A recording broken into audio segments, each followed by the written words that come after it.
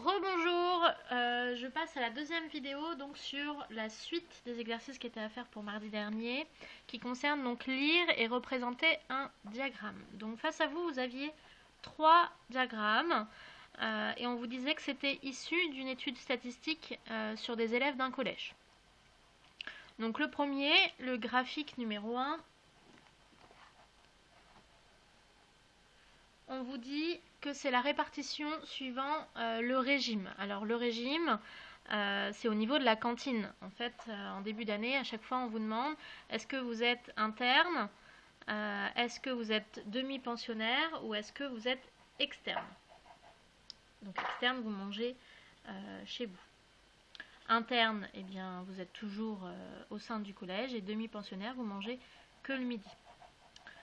Pour le graphique numéro 2, on vous demandait, le graphique parlait de la répartition par activité sportive. Donc ici, vous aviez le nombre d'élèves et ensuite les différents sports, foot, rugby, basket, handball, danse et badminton. On verra ensuite comment les lire. Et le troisième graphique représentait le nombre d'élèves par niveau. Donc là, en 6e, en haut de la barre, on lit 250. En 5e, on lit, on voit qu'on est entre 200 et 250, plutôt près de 250, on pourrait dire ici 240. Les 4e, 200 et les 3e, à peu près 180. Alors, les 3 premières questions étaient des questions de connaissances. Donc là, soit vous saviez, soit vous ne saviez pas. Certains ont fait des recherches internet. Donc le graphique numéro 1 est un diagramme circulaire. Pourquoi circulaire? Puisqu'on voit que ça fait un cercle. On appelle aussi ça des camemberts. Alors on ne voit pas très bien toute cette partie-là représente donc un quart du cercle, c'est les externes. La partie enfoncée, c'est donc les internes. Et la plus grande partie du camembert, là, ce sont les demi-pensionnaires. Sur la version en couleur, on voit un petit peu mieux. Le graphique numéro 2, on appelle ça un diagramme cartésien.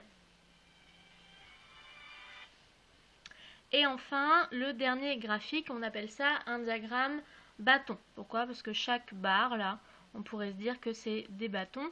Et chaque bâton monte jusqu'à la valeur donnée. Donc là, pour les 6e, on va tout en haut du bâton et on lit ici 250, donc 250 élèves. On vous posait quelques petites questions ensuite. On vous demandait la répartition des demi-pensionnaires. Donc là, il fallait faire un peu de découpage. Donc à la règle, je vous conseille en fait de tracer en combien de parts est découpé le cercle.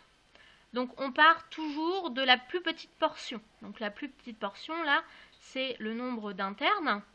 Et donc le nombre d'internes, on va essayer de faire cette part-là, la reporter ici. Donc on a une part, 2 parts, on la reporte encore ici, 3 parts, 4 parts, 5 parts, 6 parts, 7 parts, 8 parts. Donc en tout, on a ici 8 parts égales. C'est comme si on avait pris un gâteau, on l'avait coupé en 8 parts égales. Et on va compter combien on a de parts de demi-pensionnaires. Donc les demi-pensionnaires, ils commencent ici. Et on va faire tout le tour jusqu'à là.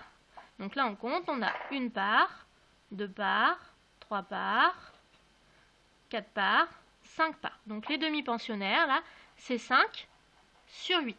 Donc 5/8 des élèves sont demi-pensionnaires.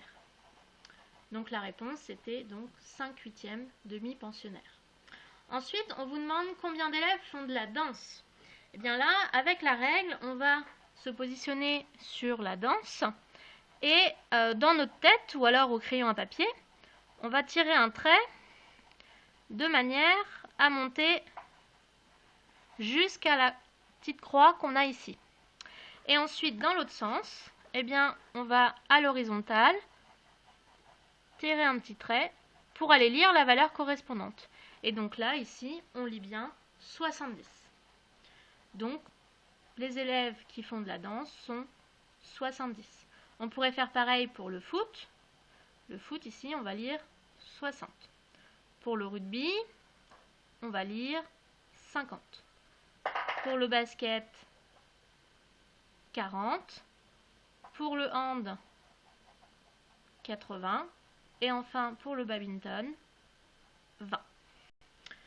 Donc, combien d'élèves font de la danse? Il y en a 70. On vous demande ensuite la fraction d'élèves internes par rapport au nombre total d'élèves. Donc, la fraction d'interne, eh bien ici, il y a une seule part sur le total, 8. Il y a 1/8 d'élèves qui sont internes. Et enfin, on vous demande combien il y a d'élèves en quatrième. Là, cette question concerne le troisième graphique. Le troisième graphique, on a vu que c'était un diagramme bâton.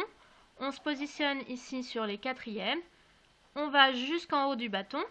Et à gauche, on lit la valeur. Donc ici, 200. Donc il y a 200 élèves de quatrième. Voilà pour la correction. À bientôt. Bonne journée.